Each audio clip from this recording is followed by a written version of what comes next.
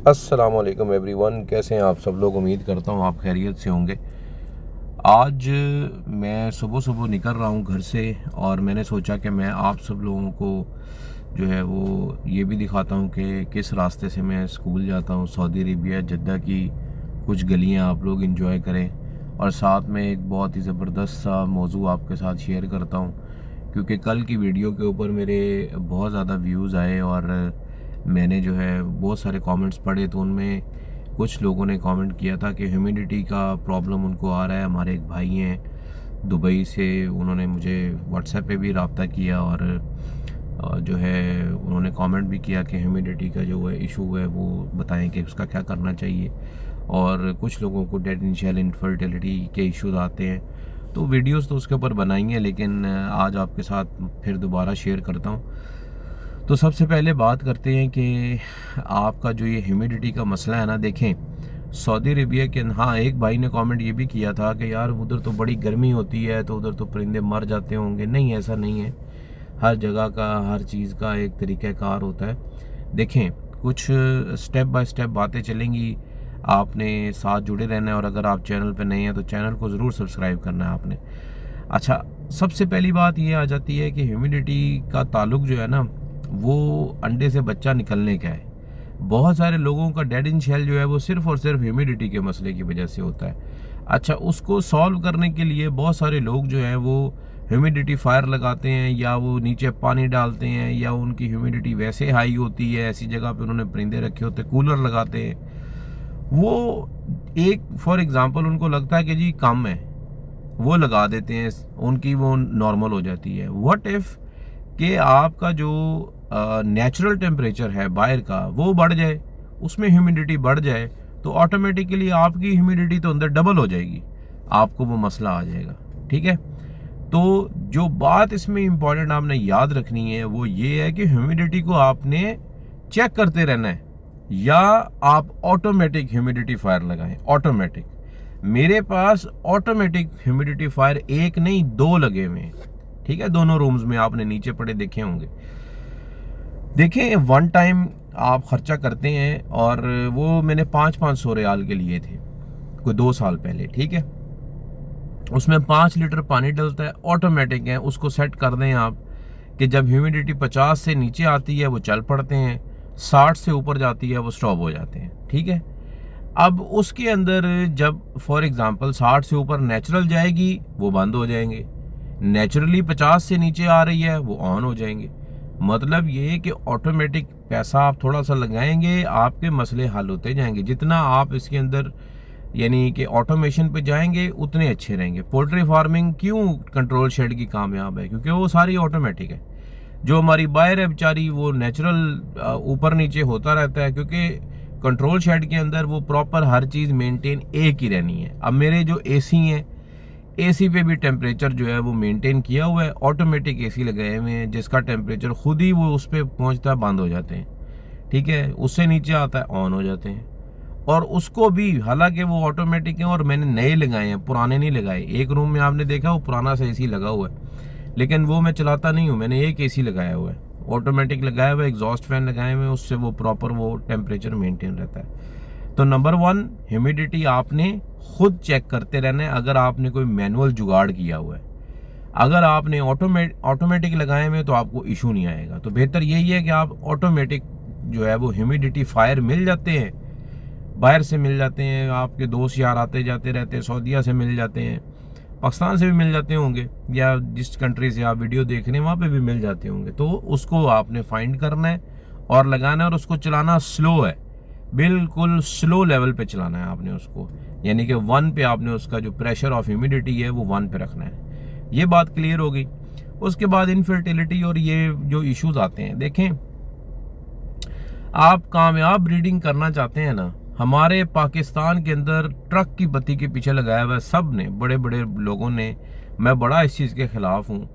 मेरे पास यहाँ बड़े लोगों ने कांटेक्ट किया यार, मुझे जितने भी पाकिस्तानियों ने कांटेक्ट किया ना, वो एक सवाल करते हैं, भाई पट्ठे चाहिए, भाई पट्ठे चाहिए। ओ भाई, पट्ठे क्या कर रहे हैं आपने?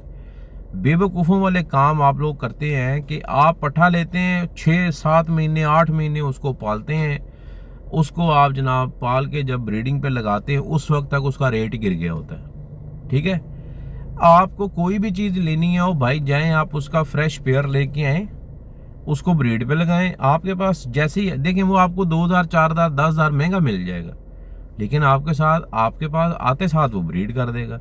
आप उसके बच्चे लें तो फॉर एग्जांपल आपने 3-4 महीने में उसके इंशाल्लाह ब्रीड आपने ले ली, तो आप उसको बेच दें, आप उसके बच्चे रख लें या बच्चे बेच दें, पेयर रख लें। एक काम करके अपने पैसे वापस आप कर लें। बाद में वो पेयर आपका मर जाए, आपका रेट गिर जाए, कुछ भी हो जाए, भाई आपको तो कोई टेंशन नहीं है। आप लोग वो लोगों के पीछे लग के पट्ठे सही ब्रीड करते हैं, ये करते हैं, वो करते हैं। ओ भाई नहीं, ऐसे नहीं होता। आपका वो टाइम भी वेस्ट करते हैं। अच्छी ब्रीडिंग अगर वो करते हैं ना आपके पास, तो वो उसके लिए अब क्या करना चाहिए, पट्ठे उस बंदे को लेने चाहिए जैसे मैं हूँ। मैं पट्ठे लूँ, समझ आती क्यों। मेरे पास 200 पेयर ब्रीडर लगा हुआ है, मुझे पट्ठे नुकसान दे भी जाएंगे, मेरे तो ब्रीडर जो है वो सारा मामला सेट कर देंगे। या मैं फॉर एग्जांपल अपने पहले क्लास के बच्चे रोक लूँ, वो समझ आती है मुझे।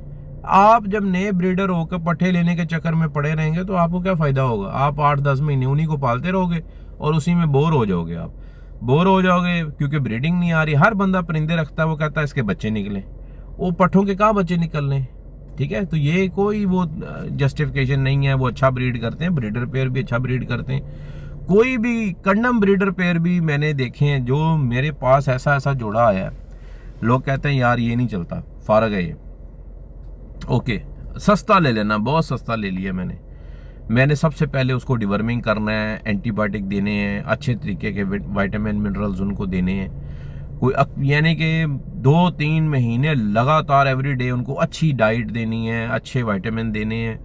उनकी रुचि बदल जाती है जब आप उसको ब्रीडिंग पे लगाते हैं। मैं कहता हूँ वो पट्ठों से भी अच्छा रिजल्ट देते हैं। मेरे अच्छे ब्रीडर पेयरों से भी ज़्यादा अच्छा रिजल्ट ऐसे जानवरों ने दिया।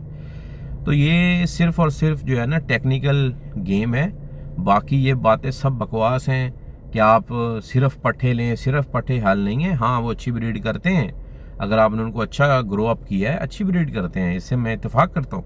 लेकिन एक इनिशियल बंदे को 10 महीने वेट कराना वो कोई अक्लमंदी का काम नहीं है।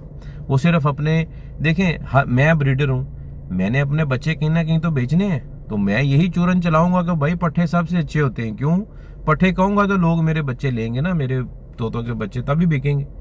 अगर मैं कहूँगा नहीं पट्ठे नहीं अच्छे, तो मेरे बच्चे कौन लेगा भाई। तो ये सिर्फ चूरन है, इससे आप बचें। उसके बाद आ जाते हैं ये इनफर्टिलिटी के इश्यूज और ये जो एग बाइंडिंग शाइडिंग है। यार ये इश्यूज कोई इश्यूज नहीं है।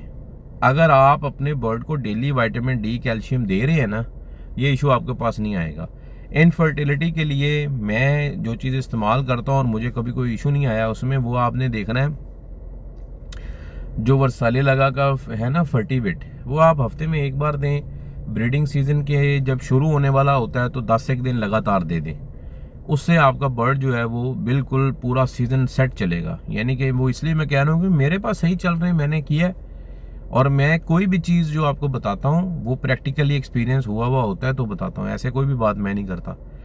और इस तरह से जो है वो आपका सारा सिस्टम प्रॉपर तरीके से चलेगा और आपको किसी किस्म का कोई इशू नहीं आएगा इंशाल्लाह। तो ह्यूमिडिटी का मसला, इनफर्टिलिटी, एग बाइंडिंग का मसला, ये विटामिन डी कैल्शियम से सॉल्व होता है। जो ह्यूमिडिटी है, ऑटोमेटिक ह्यूमिडिफायर से ये मसला आपका हल होगा। उसके बाद जो आपने ये बर्ड्स का रेट गिर जाता है, ये हो जाता है, उसके लिए पट्ठे पुट्ठों को छोड़ें, ब्रीडर पेयर लेके आया करें। अच्छा ब्रीडर पेयर, चाहे उसका 500-1000 आपको ज़्यादा भी देना पड़े, दे दिया करें, क्योंकि एक क्लच आपका वो निकल आएगा, आपके सारे पैसे वापस आ जाएंगे। और वैल्यू टू मनी बर्ड आप हमेशा रखा करें। कोई ऐसा बर्ड जिसके बच्चे निकलें तो आपके जो पेयर के पैसे हैं वो पूरे करता हो, वो वाला आप लिया करें। जैसे पाकिस्तान का मुझे इतना पता नहीं, सऊदीया के अंदर आप जैसे लेते हैं, कोई भी जोड़ा लेते हैं, ठीक है, जैसे यहाँ पे लटीनो का जोड़ा है, कन्योर लटीनो रेड आई जो है, वो आप लेते हैं, उसका 3000 रियाल का एक बच्चा है और वो 7000 रियाल का जोड़ा है यहाँ पे। तो 3200 का भी अगर आप एक वो बच्चा बेचें तो 4 बच्चे अगर वो दे या 2 बच्चे दे तो आपके जोड़े के पैसे पूरे हो जाते हैं। 4 दे दे तो आपके जोड़े से भी ऊपर पैसे चले जाते हैं, उसके आपका खर्चा पानी भी निकल आता है। तो इस तरीके का आप वैल्यू टू मनी पेयर लिया करें और इस तरह से आपके जितने भी मामलात हैं वो सेट रहेंगे। बाकी बर्ड्स के अंदर आपने क्लीनिनेस का बड़ा ख्याल रखा करें। क्लीनिनेस से मुराद ये है कि ये जो इनकी सफाई है ना, ये बहुत इंपॉर्टेंट है। पाकिस्तान के तो मैंने शेड देखे, इतने गंदे होते हैं कि जिसका हिसाब नहीं है। यहाँ पे हमने सऊदीया में देखा है कि किसी ने भी बर्ड रखे हुए हैं, मतलब 90%, 10% लोग होंगे जो सफाई का ख्याल नहीं करते, लेकिन 90% लोगों ने इतनी सफाई के साथ बर्ड रखे हुए हैं कि मैं आपको बता नहीं सकता। और मेरे पास भी अच्छी ब्रीडिंग का, जो मेरे पास दोस्त आते हैं वो कहते हैं यार आपके शेड में स्मेल नहीं आती ज़रा सी भी। हम 2-2 4-4 घंटे, मैं तो सारा दिन वहाँ पे अगर मुझे छुट्टियों में बैठा रहता हूँ। तो वो सिर्फ ये है कि प्रॉपर हम क्लीनिनेस का ख्याल रखते हैं, और अच्छी ब्रीडिंग के लिए ये भी एक बड़ा फैक्टर है। दूसरा फैक्टर ये है कि अच्छी ब्रीडिंग के लिए आपके पास अच्छा बर्ड को रेस्ट दिया हुआ होना चाहिए। आपने प्रोजेक्ट जो होता है ना, आप विज़न एक लेके चलें कि आपका विज़न क्या है। आपने 100 जोड़ा ब्रीड कराना है, 200 कराना है, 50 कराना है, 10 कराने हैं, उसके मुताबिक आप चलें। और अच्छे जोड़े आपके पास होने चाहिए। पहले साल कोई बंदा कामयाब ब्रीडर नहीं बनेगा, ये याद रखनी है आपने मेरी बात, ठीक है। तो इंशाल्लाह आप सबके लिए दुआ है कि आप का शौक़ जो है अल्लाह पाक उसमें बरकत डाले, और भाई को भी सपोर्ट करते रहें। मैं अपने तजर्बे की बातें आपके साथ शेयर करता रहता हूँ, ताकि जो है वो किसी न किसी का फ़ायदा हो जाए।